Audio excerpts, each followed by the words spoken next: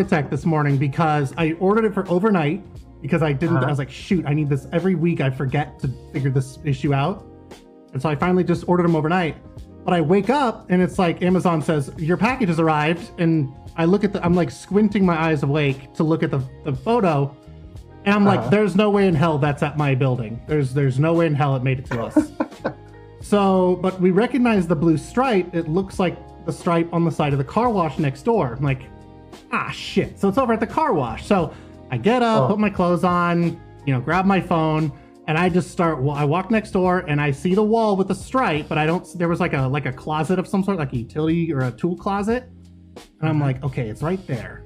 So I just start doing a lap around this big car wash building. And this isn't like a gas station car wash. This is like a car wash, like a proper car wash. I'm not gonna say the brand because someone could look it up and dox myself.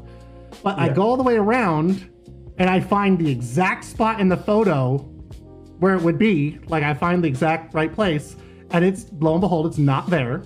I'm like, oh shit, I hope someone didn't steal my package. An employee of the car wash walks by right at that moment. I'm like, hi, did you get an Amazon package this morning? They're like, yes, we did actually. Let me go grab it. I'm like, oh, thank God.